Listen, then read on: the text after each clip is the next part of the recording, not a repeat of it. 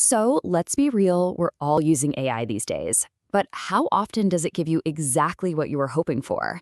If you've ever felt like you're getting these generic or honestly just plain weird responses, you are definitely not alone. But here's the secret. The magic isn't in the AI, it's in the prompt. Today, we're going to crack the code on how to write prompts that get you incredible results pretty much every single time. Yeah, I'm sure this looks familiar to a lot of you. You have this fantastic idea, you ask the AI for a little help, and well, you get back nonsense. It's super frustrating, right? But here's the good news. The AI isn't broken. We just have to learn how to talk to it. And it all starts with a really simple change in how we think about it. Okay, this is the single most important mindset shift you can make. Stop treating AI like it's just a fancy search engine. Instead, I want you to think of it like you're briefing a brilliant but super literal-minded assistant. It will do exactly what you ask it to do, for better or for worse. So if you get the brief right, you're going to get the result right. So the big question is, how do we write that perfect brief? Well, it all starts with a few foundational principles. If you can master these, I promise you, you're going to see a huge improvement in your AI's responses, like right away. All right, principle number 1. It's the simplest, but it is by far the most important. Be incredibly clear. Any bit of vagueness in your request is basically an open invitation for the AI to start guessing. And you don't want it to guess. The more specific you are, the less guesswork it has to do, and the closer you'll get to that perfect result. Just look at the difference here. Tell me about marketing. I mean, where would it even start? That's a huge, vague ocean of a request. But look at the better prompt. It gives the AI a crystal clear roadmap. 3 strategies for a specific kind of business, small e-commerce, with a key constraint, a limited budget. It's not a suggestion, it's a precise set of instructions. Okay, our next principle is all about setting the scene. A super simple trick here is to give your AI assistant a job title. You can tell it you are a leadership coach or act as a travel blogger. This little move instantly focuses its perspective and helps it adopt just the right tone and vocabulary for the job. And this is that power of role-playing in action. The vague prompt, write about leadership, gets you basically nothing useful. But by assigning the role of a leadership coach, suddenly the AI understands its audience, young managers, and its platform, LinkedIn. The result is just instantly more targeted and way more useful. You know, your assistant can also be your personal editor and typesetter. Don't just ask for information. Tell the AI exactly how you want that information structured. Do you need it in bullet points, a table, an email, maybe a script? Be explicit about it. This is going to save you so much editing time on the back end. Let's think about a really complex topic like blockchain. A vague request is just going to get you a wall of text filled with jargon, but look what happens when we set the format. Explain it in 5 bullet points, and then we set the style, as if you're teaching a 10-year-old. Bam, we've just forced the AI to be simple, structured, and actually useful.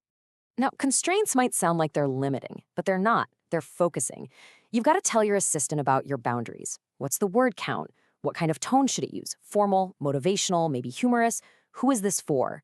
These are the little details that make the final output practical and usable. See how we're layering the constraints here? It's like building blocks. We've set a word count, 150 words, to keep it nice and tight.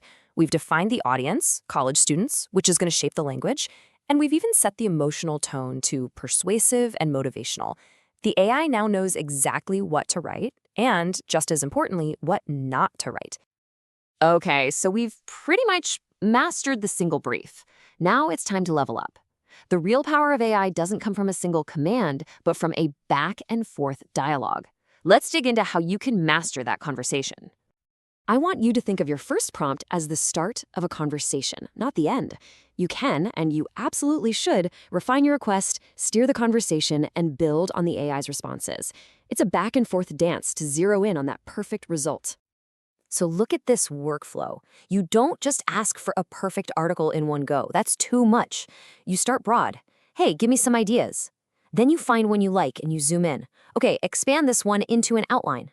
And finally, you polish the details. Great, now write just the intro with this specific tone. It's a step-by-step process of refinement. This is one of my absolute favorite techniques. If you want the AI to write in a very specific style, the fastest way to teach it is just to show it. Give it a short example of what you're looking for right there in the prompt. It's kind of like handing your assistant a style guide for the project. Think about it. The word professional is so subjective. It could mean 100 different things. But when you show the AI an example of your email style, you remove all that guesswork. It learns your voice directly from the source and then applies it to the new task. This is an incredibly powerful way to get the exact tone you're looking for. Now, we have to remember your assistant is brilliant, but it can sometimes just make things up. We call them hallucinations. To keep it honest, you need to build in a little fact-checking step yourself. Ask it to cite its sources or to explicitly tell you when it doesn't know something.